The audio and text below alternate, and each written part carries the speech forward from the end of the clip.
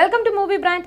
കൊച്ചിയിൽ നടിയെ ആക്രമിച്ച കേസിൽ അന്വേഷണ ഉദ്യോഗസ്ഥൻ ബൈജു പൗലോസിനെ കേസിലെ പ്രതിയായ ദിലീപിന്റെ അഭിഭാഷകൻ 95 ദിവസമായി ക്രോസ് വിസ്താരം നടത്തുകയാണെന്ന് പൾസർ സുനിയുടെ അഭിഭാഷകൻ കോടതി അറിയിച്ചതിനെ തുടർന്ന് വിസ്താര രേഖകൾ ഹാജരാക്കാൻ നിർദ്ദേശിച്ച് സുപ്രീം കോടതി.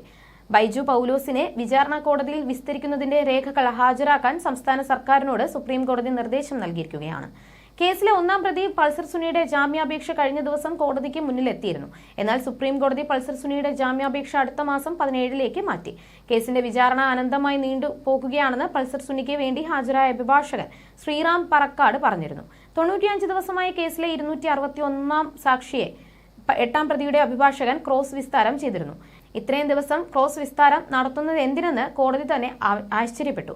ഇതേ തുടർന്നാണ് സംസ്ഥാന സർക്കാരിനോട് 261 സാക്ഷിയായ ബൈജു പൗലോസിന്റെ ക്രോസ് വിസ്താര രേഖകൾ ഹാജരാക്കാൻ നിർദ്ദേശിച്ചത്. കേസ് 7 കൊല്ലമായല്ലോ എന്നും കേസ് പരിഗണിക്കുന്നതിനിടെ കോടതി അഭിപ്രായപ്പെട്ടു. ഇനി എത്ര സാക്ഷികളെ വിസ്തരിക്കണമെന്ന് അറിയിക്കാനും സുപ്രീം കോടതി നിർദ്ദേശം നൽകി.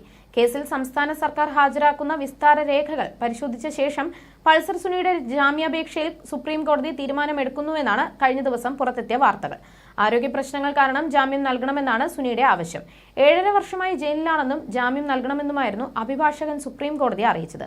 നേരത്തെ ഹൈക്കോടതി സുനിയുടെ ജാമ്യ ഹർജി തള്ളിയിരുന്നു. തുടർച്ചയായി ജാമ്യ ഹർജി ഫയൽ ചെയ്തതിന് സുനിക്ക് ഹൈക്കോടതി 25,000 രൂപ പിഴ ചുമത്തിയിരുന്നു. ഒരു ജാമ്യ ഹർജി തള്ളി 3 ദിവസം കഴിഞ്ഞപ്പോൾ വീണ്ടും ജാമ്യ ഹർജി ഫയൽ ചെയ്തതിനാണ് ജസ്റ്റിസ് PV കുഞ്ഞികൃഷ്ണൻ പിഴ ചുമത്തിയത്. എന്നാൽ ഹൈക്കോടതി വിധിച്ച ഈ പിഴ സുപ്രീം കോടതി സ്റ്റേ ചെയ്തുവെന്നും റിപ്പോർട്ടുകളുണ്ട്. ജസ്റ്റിസുമാരായ അഭയ് S. ഓങ്ക, അഗസ്റ്റിൻ ജോർജ് മസീഹ് എന്നിവർ അടങ്ങിയ ബെഞ്ചാണ് ഹൈക്കോടതി വിധിച്ച പിഴ സ്റ്റേ ചെയ്തത്. 7 വർഷമായി ജയിലിൽ കഴിയുന്ന പ്രതി വിവിധ അഭിഭാഷകർ വഴി ഹൈക്കോടതിയിൽ മാത്രം 10 തവണയാണ് ജാമ്യ ഹർജി ഫയൽ ചെയ്തത്. 2 തവണ സുപ്രീം കോടതിയെയും സമീപിച്ചിട്ടുണ്ടെന്ന് കോടതി ചൂണ്ടിക്കാട്ടി. 2017 ഫെബ്രുവരി 17-നാണ് കൊച്ചിയിൽ വാഹനത്തിൽ വെച്ച് യുവനടി ക്രൂരമായി ആക്രമിക്കപ്പെട്ടത്. സംഭവത്തിൽ നെടുമ്പാശ്ശേരി പോലീസ് രജിസ്റ്റർ ചെയ്ത കേസിൽ 2017 ഫെബ്രുവരി 23 മുതൽ പൾസർ സുനി റിമാൻഡിലാണ്. കേസിലെ മെമ്മറി കാർഡ് പരിശോധിച്ച സംഭവത്തിൽ പ്രിൻസിപ്പൽ സെഷൻസ് ജഡ്ജിയുടെ വസ്തുതാ അന്വേഷണ റിപ്പോർട്ട് ഹാജരാക്കണമെന്ന് ഹൈക്കോടതി നേരത്തെ ഉത്തരവിട്ടിരുന്നു. സബോർഡിനേറ്റ് ജുഡീഷ്യറിയുടെ ചുമതലയുള്ള രജിസ്ട്രാർ ജനറലിലായിരുന്നു ഹൈക്കോടതി നിർദ്ദേശം നൽകിയത്.